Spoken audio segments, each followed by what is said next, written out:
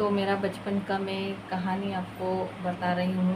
हो सकता है मैं पार्ट 2 पार्ट 1 ऐसा लिखना भूल जाऊँ, लेकिन जो भी मेरा वीडियो ब्लॉग देखेंगे ना, तो पार्ट 2 पार्ट 1 अगर नहीं भी मैं डाल सकूँ, उतना मैं दिमाग लगा सकूँ नहीं लगा सकूँ, मैं देखती हूँ।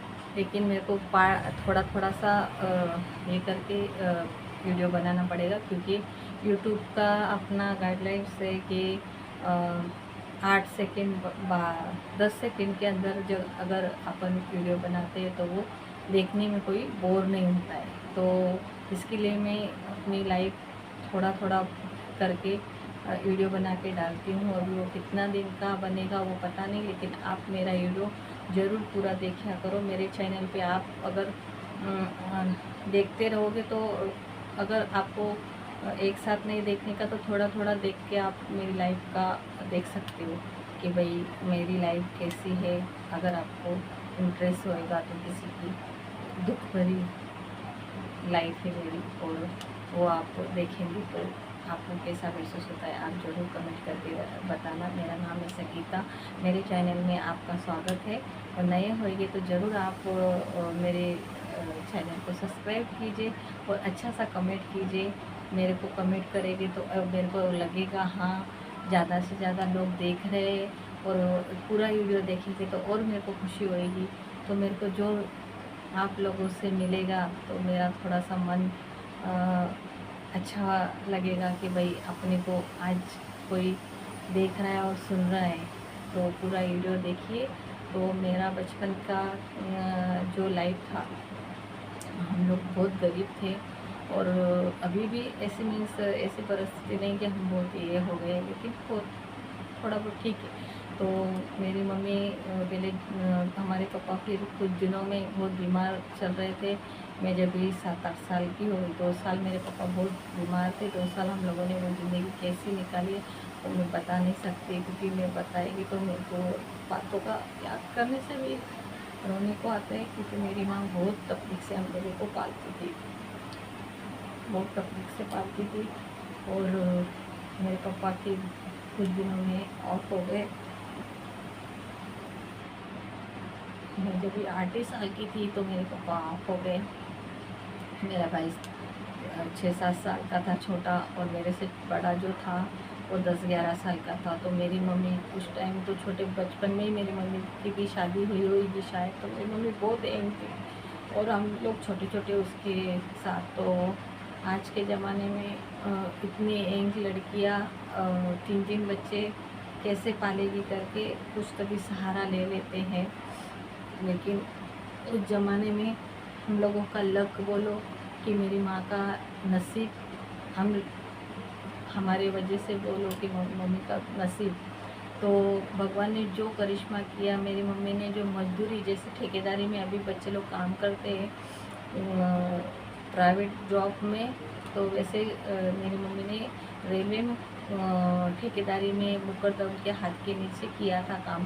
तो आपने कोई तो भी मतलब बहुत से लोग होंगे उनको याद होएगा, कोई पहले ठेकेदारी में काम करता था तो मुकरदम लोग उनकी हाजिरी लगाते थे। तो हाजिरी लगाने से उनका मीन्स उनको ज़रूरत पैसे की थी, 1 रुपया 1.5 रुपया रोज़ का मिलता था, तो हफ्ते के अच्छे खासे लोग मिल जाते थे। तो मेरे पापा ने और उसने कम से कम 3 साल के 1.5 साल ऐसे थोड़े थोड़े 6 महीना 3 महीना 2 महीना ऐसे काम किया था। तो उनका वो रिकॉर्ड बनेला था। पता नहीं कैसी करिश्मा हुआ क्या हुआ, मेरे पापा का 1 महीने का उनका वो बोलते हैं ना भाई कि 1.25 महीने का 40 दिन का कुछ पूजा होता है। तो पूजा किया, और उसी दिन मेरी मम्मी को रेलवे पुलिस आए और लेटर लेके, तार बोलते थे पहले, तार आया तो मेरी मम्मी डर गई। मेरी मम्मी को लगा भाई तार कैसे आया, उसकी भी मम्मी बहुत बीमार थी, मेरी मम्मी की मम्मी। तो उसको लगा भाई मेरी मम्मी का कुछ तभी हुआ है, दुख पे दुख क्यों आ रहा है मेरे को। ऐसे मेरी मम्मी भाग के गई और वो पुलिस लोगों से पूछा, पुलिस लोग बोले नहीं नहीं ऐसे। फिर सब लोग हमारे रिश्तेदार बोलने लगे उनके घर में ऐसी डेट हुई है, आप ऐसे अचानक से किसी कुछ बात होगी तो मत बताओ। तो वो बोले नहीं नहीं ऐसी कोई बात नहीं है, अच्छी बात है, किसकी डेट हुई है? तो बोलते शिवराम, मेरे पापा का नाम शिवराम था। तो बोलता अच्छा शिवराम का डेट हुआ है। फिर वो पेपर उन्होंने अलग रखा और बोला शिवराम का डेथ सर्टिफिकेट हमको देना। और ये मेरी मम्मी का नाम कलाबाई था। तो बोलते है कलाबाई किधर है? तो मेरी मम्मी बोली मैं हूँ। बोलते फिर पुलिस को देख के तो मेरी मम्मी को डर लगा, भाई हमने तो कुछ ऐसे किया नहीं है, मेरा पति तो सब, और हमारे पूरे ख़ानदान थी, हमारे पूरे ख़ानदान मीन्स हमारे जो गोद में रहते वो सब खानदान थे। सब बोले पुलिस का क्या? तो फिर वो चिट्ठा मीन्स मेरी मम्मी को पढ़ी लिखी, मेरी मम्मी भी नहीं है, मेरे चाचा मेरे वो लोग सब दादा लोग वो सब खड़े हो। मेरा एक दादा जो कज़न दादा था वो बहुत अच्छा था, वो भी रेलवे में था।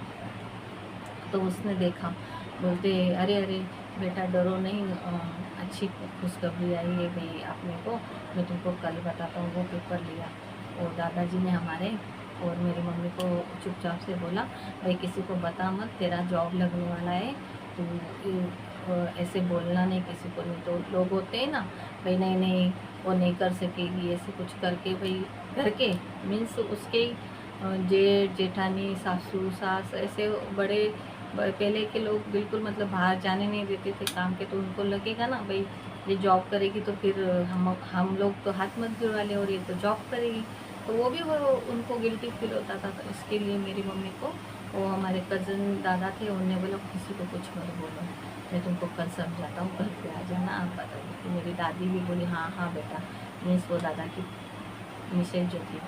तो मेरी मम्मी बोली ठीक है कुछ तो होएगा। तो मेरी मम्मी ने फिर भी पूछा, रहा नहीं गया उसको, बोलती आपा आपा मेरे को पूरा बताने। बोलता है तूने जो काम किया था ना पहले उसका तेरे को रिजल्ट आया है, अगर वो धरती में अगर तू चली जाएगी ना, इधर इधर वैकेंसी निकला है, वो नए लोग लेने के बदले जो जिसने काम किया है उनको ही ले रहे वो लोग, और तेरी एज उसमें बैठ रही है जो एज के हिसाब से तेरे पति का भी था।